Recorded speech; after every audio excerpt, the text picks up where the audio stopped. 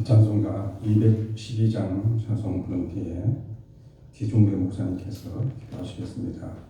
212장 찬송입니다.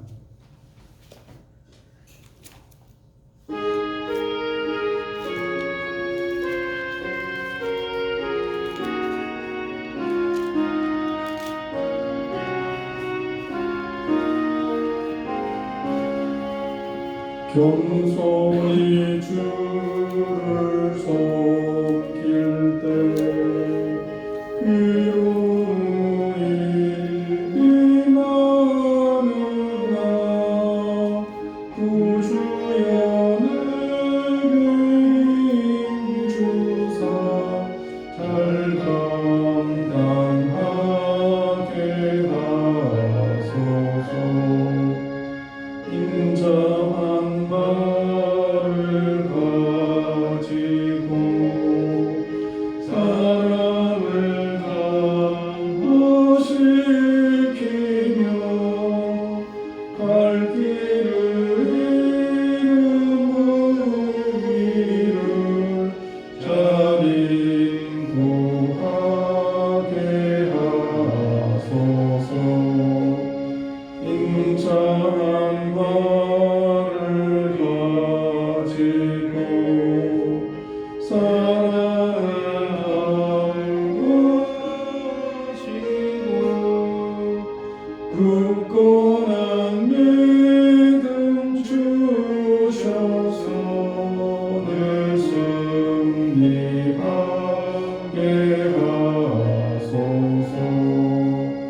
장래의 영광 비추사 소망이 되게 하시며 구름과 함께 살면서 장평강 얻게 하소서. 아멘. 기도하겠습니다.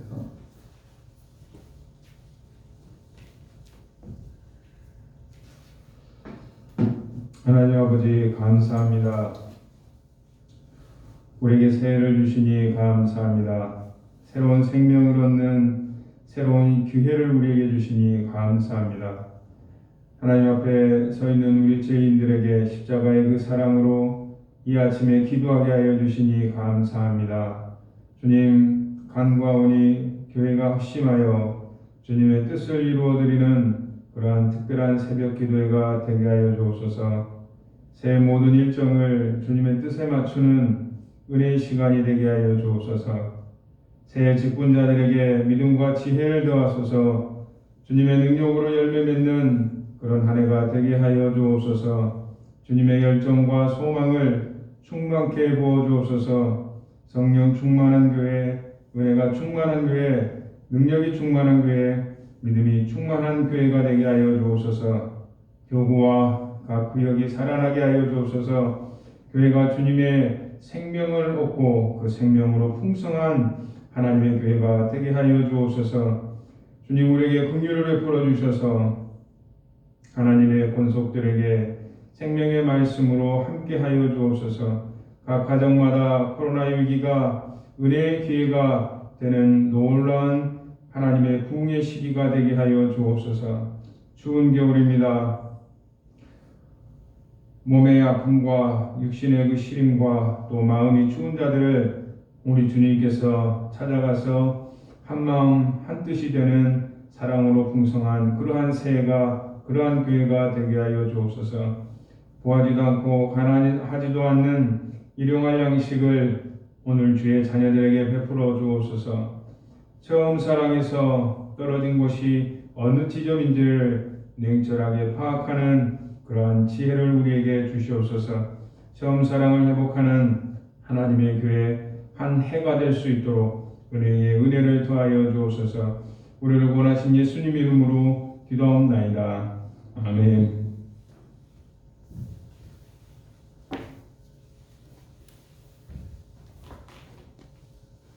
하나님 말씀 봉독해 드리겠습니다.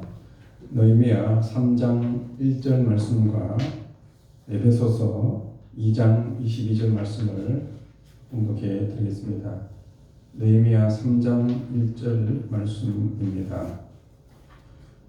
그때 대제사장 엘리야십이 그의 형제 제사장들과 함께 일어나 양문을 건축하여 성별하고 문짝을 달고 또 성벽을 건축하여 함메아 망대에서부터 하나넬 망대까지 성별하고. 에베소서 2장 22절입니다. 너희도 성령 안에서 하나님이 거하실 처소가 되기 위하여 그리스도 예수 안에서 함께 지어져 가느니라. 아멘. 느헤미야는 일을 하기 전에 먼저 마음을 움직이는 일을 했다고 했습니다. 그래서 느헤미야는 먼저 하나님의 마음을 움직이고 왕의 마음을 움직이고 백성들의 마음을 움직였습니다. 그래서 이제 백성들이 스스로 우리가 힘을 내어서 성벽을 건설하자라고 합니다. 그리고 오늘은 본문이 3장 전체인데 3장 전체를 보시면 느헤미야는 아주 조직적으로 성벽을 건설하는 것을 볼 수가 있습니다. 특별히 느헤미야는 성벽을 건설하는 일을 혼자 하지 아니하고 또 특정한 사람들에게만 맡기지 않고 모든 사람들에게 맡기고 위임했다는 것을 알 수 있습니다. 1절만 보시면 대제사장이 나오고 2절에 보시면 그 다음으로는 여리고 사람들이 나오고 또 그 다음에는 이므리 아들들이 나오고 계속해서 41부류의 사람들이 나옵니다. 이 모든 사람들이 각기 맡은 성벽에서 건축하는 것을 볼 수 있습니다. 그러니까 느헤미야는 2장에서 그 사람들에게 나타나기 전에 예루살렘 성벽을 살피면서 미리 모든 계획을 다 했다는 것을 우리가 알 수 있습니다. 그래서 느헤미야는 성벽을 건설하는 모든 계획을 세우고 또 사람을 분배하고 위임해서 일을 했다는 것을 알 수 있습니다. 이와 같이 느헤미야는 성벽을 건설하는 일을 혼자 하지 않고 모두가 함께 같이 했다는 것을 이 말씀을 통해서 알 수 있습니다. 에베소서에서도 이런 말씀이 있습니다. 너희도 성령 안에서 하나님이 거하실 처소가 되기 위하여 그리스도 예수 안에서 함께 지어져 가느니라고 그렇게 말씀을 하고 있습니다. 이와 같이 하나님의 나라의 일은 절대 혼자서 할 수 없습니다. 함께 같이 하는 것이 하나님의 나라의 일입니다. 특별히 에베소서를 보면 교회는 하나님이 거하시는 처소입니다. 또는 성전입니다. 그래서 교회가 하나님이 거하시는 영광스러운 처소가 되기 위해서는 함께 지어져 가야 합니다. 교회란 목사 한 사람으로만 되는 것이 아닙니다.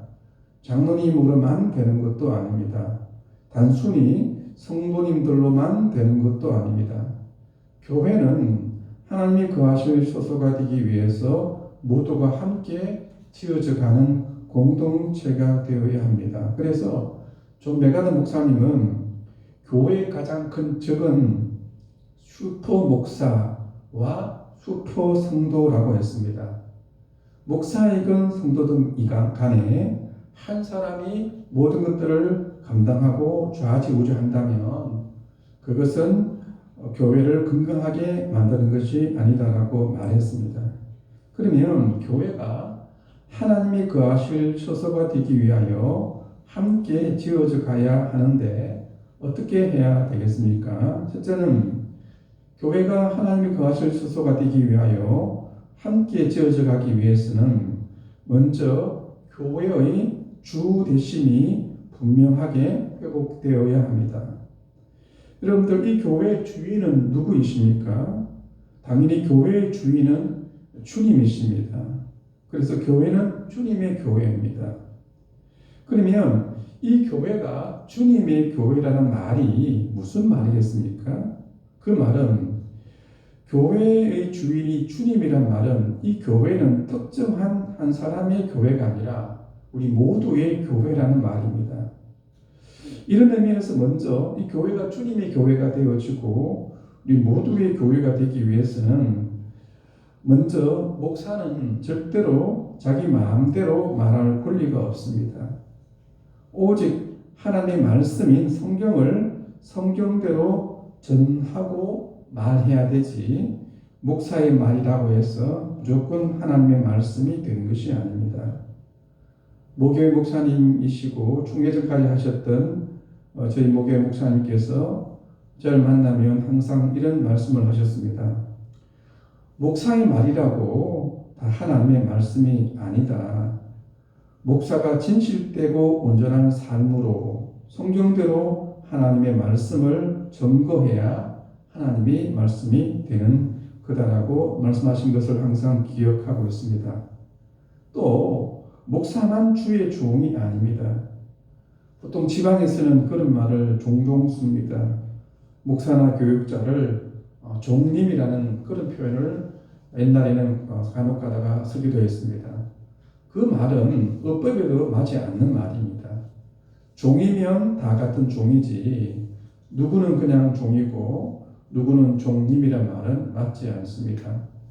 그런 의미에서 목사만 아니라 우리 모두가 다 제사장이고 사역자고 함께 주의 일을 해가는 동력자입니다. 이것이 종교교육의 가장 중요한 표입니다.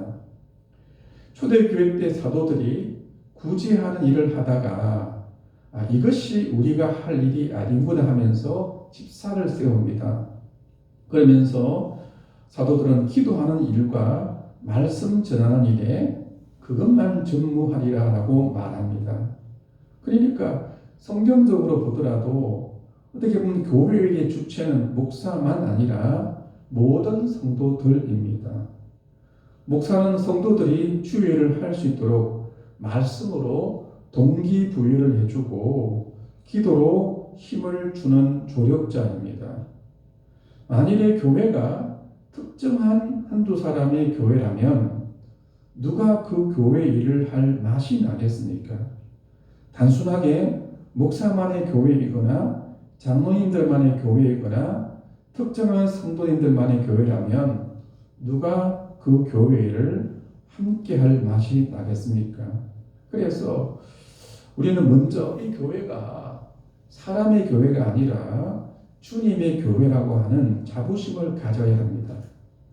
그리고 이 교회가 주님의 교회라면 우리 모두의 교회라는 마음을 우리가 가져야 합니다. 그래서 오늘 본문에 있는 것처럼 우리 모두 함께 주님이 거하실 처소가 되기 위하여서 함께 지어져가는 교회가 되어야 됩니다. 둘째는 교회가 함께 지어져가기 위해서는 모든 일에 속도를 같이 해야 합니다.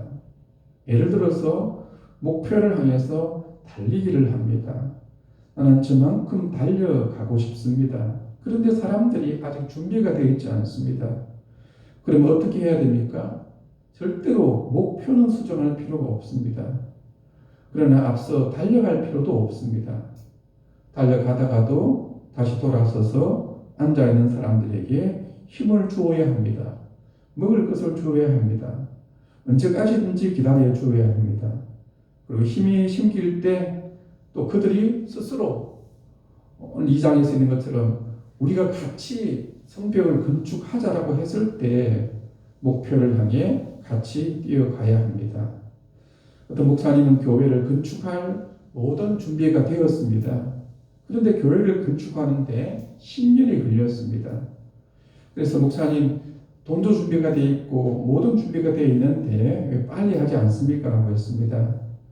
목사님은 이렇게 말씀했습니다. 한 사람이라도 소외되지 않고 빠지지 않고 같이 가야 합니다. 그래서 좀 더 기다려주는 것입니다. 그래서 10년이나 걸려서 지었습니다. 그러다 보니까 지금은 아무 문제가 없이 아주 잘 짓게 되었다라고 말씀한 적이 있습니다. 교회가 선교도 중요합니다. 전도도 중요합니다. 절대로 그러나 그 일을 혼자 해서는 되지 않습니다. 오늘 본문이 나오는 것처럼 우리 모두가 다 같이 함께 해야 합니다. 그래서 그 아무리 좋은 일을 할지라도 함께 하기 위해서는 혼자 앞에 나서지 말고 기다려서 더 많은 사람들과 함께 그 일들을 해야 하는 것입니다. 그래서 이 교회가 함께 지어져 가는 그런 귀한 공동체가 될 수 있기를 바랍니다. 마지막으로 함께 지어져 가기 위해서는 모두가 서로의 짐을 같이 져야 합니다. 성경에 보면 바울이 그리스도 예수의 종이라는 표현을 자주 씁니다. 그 종이란 단어는 노예선의 밑에서 노를 젓는 사람입니다. 배너 영화를 보시면 배너가 노예가 되어서 배 밑창에서 노를 젓습니다. 그 광경을 생각해 보시면 만일에 다른 사람들은 가만히 있고 앞에 있는 한두 사람만 노를 젓는다고 생각해 보시기 바랍니다. 그러면 그 배가 가겠습니까? 갑니다. 그런데 그 배는 계속해서 한 자리를 계속 맴돌 수밖에 없습니다.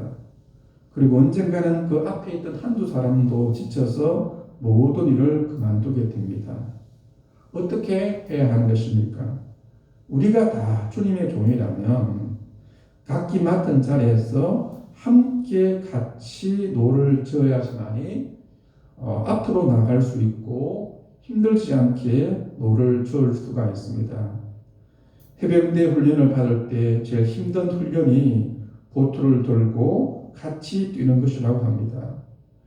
그런데 혹시나 그 중에서 한두 사람이 힘들다고 해서 자세를 낮추면 그 한두 사람의 짐이 다른 사람에게로 넘어오게 됩니다. 구약시대 때 제사장들이 무거운 법궤를 메고 갑니다. 바로 그 법궤가 바로 하나님을 모신 곳입니다. 그런데 그 중에 한 제사장이라도 힘이 든다고 해서 소를 놓으면 그만큼 다른 제사장들이 힘들게 법궤를 메고 가야 합니다. 이것은 신약 교회도 마찬가지입니다. 갈라디아서 6장 2절을 보시면 이런 말씀이 있습니다. 너희가 짐을 서로 지라 그리하여 그리스도의 법을 성취하라고 말씀하고 있습니다. 하나님께서 우리에게 말씀하신 그리스도의 법이 어떤 법이겠습니까? 그것은 서로 사랑하는 법입니다. 우리가 그 하나님의 법, 서로 사랑의 계명들, 또 그런 주님께서 말씀하셨던 여러 가지 말씀들을 어떻게 성취할 수 있습니까? 그것은 혼자서 짐을 지는 것이 아닙니다. 너희가 짐을 서로 질 때 그리하여 그리스도의 법을 성취할 수가 있는 것입니다. 그래서 아무리 크고 힘든 일이라도 서로 함께 같이 짐을 지면 가볍습니다. 그러나 서로 짐을 지지 않고 미루면 그만큼 일하는 사람만 힘들게 되는 것입니다. 우리가 주님 안에서 같은 동력자라 했을 때 서로의 짐을 같이 져주어야 합니다. 그래서 그 일을 할 때 어느 한 사람만의 책임이 아니라 우리 모든 사람들이 공동의 책임을 져야 하는 것입니다. 어느 한 사람이 과중한 짐을 지우지 말고 같이 함께 지어져 가야 하는 것입니다. 그래서 오늘 본문에 있는 것처럼 우리가 각기 맡은 직분대로 또 각기 맡은 직임대로 자신이 맡은 자리에서 함께 지어져 나아갈 때 이 교회가 더 온전히 하나님의 거하시는 처소가 될 줄로 믿습니다. 이 한 해 동안에도 이 말씀을 따라서 우리 모두가 자신이 맡은 직분을 따라서 또는 직임을 따라서 함께 지어져가는 아름다운 교회가 될 수 있기를 간절히 바랍니다. 이 말씀을 가지고 함께 같이 기도하도록 하겠습니다. 기도하겠습니다.